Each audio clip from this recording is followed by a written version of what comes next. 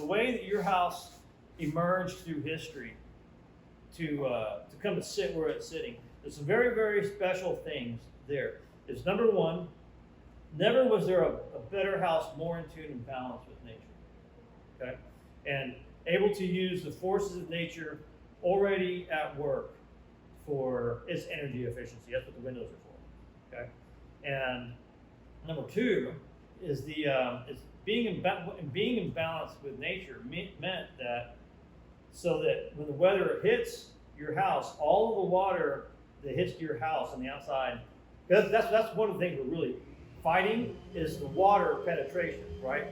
We don't want the water to come in, so over the centuries and thousands of years, we discovered how at best that the water kind of cascades off the house and into the yard, okay? And so the whole house is designed to do that.